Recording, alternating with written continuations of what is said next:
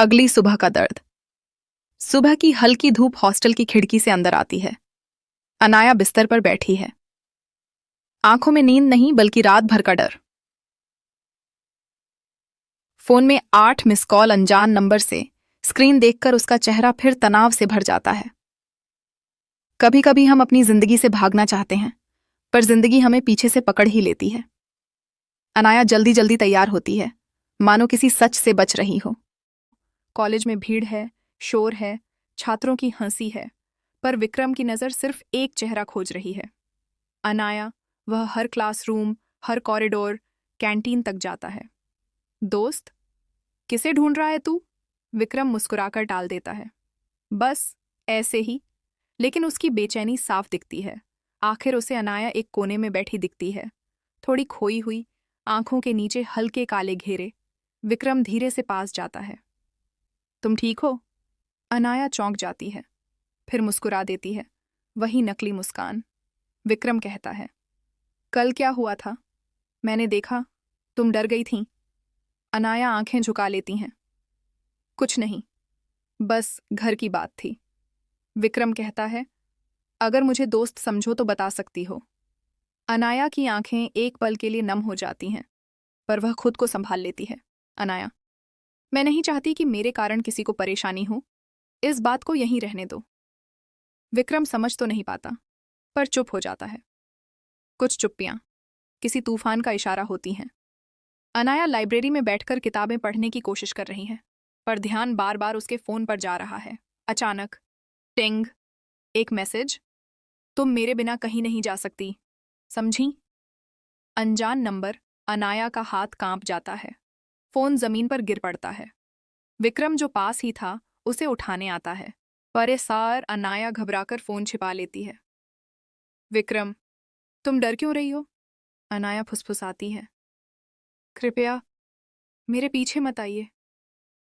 और वह तेजी से बाहर चली जाती है। विक्रम पहली बार सच में डर जाता है। अतीत की परछाई।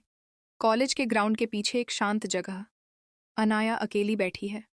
हवा तेज चल रही है। पेड़ों की आवाज बढ़ती जा रही है। हम सबके अतीत में कुछ ऐसे पन्ने होते हैं जिन्हें हम किसी को दिखाना नहीं चाहते।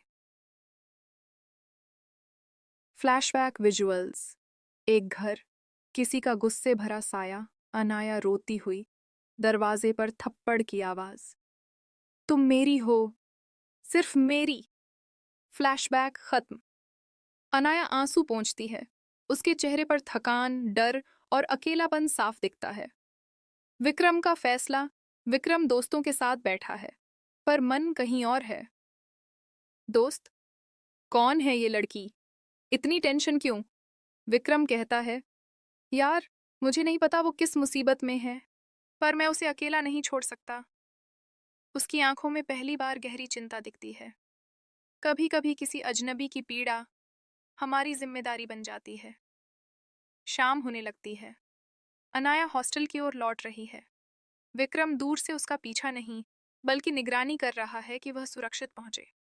अचानक एक काला स्कूटर हॉस्टल के पास रुकता है। हेलमेट पहने एक लड़का उतरता है। वही नंबर। अनजान। वह गुस्से में अनाया के पास जाता है। लड़का तेज आवाज में, फोन क्यों नहीं उठा रही थी? किसके साथ थी तू कल? अनाया पीछे हटती है, डर से कांपती हुई। विक्रम यह देखकर तेजी से आगे आता है। विक्रम सख्त आवाज में, इससे दूर हटो। लड़का घूरता है। तू कौन होता है बीच में बोलने वाला? विक्रम उसे धक्का देता है। मैं वही हूं जो इसे अकेला नहीं छोड़ने वाला। अनाया दोनों के बीच में आ जाती है। कृपया कोई लड़ाई मत करो, मैं खुद संभाल लूंगी। लेकिन उसकी आवाज टूट रही है। लड़का गुस्से से कहता है, ये आखिरी बार कह रहा हूं, मुझसे दूर मत रहना। वह स्कूटर स्टार्ट करता है और तेजी से चला जाता है।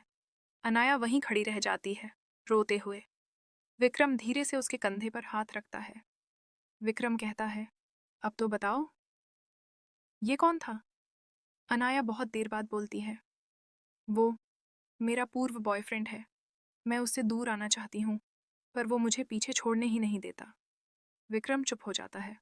उसके चेहरे पर गुस्सा और चिंता दोनों। किसी के अतीत का बोझ कभी कभी उसके वर्तमान में तूफान ला देता है। अनाया, कृपया मुझे मत छोड़ना। विक्रम उसे देखता है और पहली बार महसूस करता है कि यह कहानी अब सिर्फ मुलाकात नहीं, एक जिम्मेदारी बन चुकी है।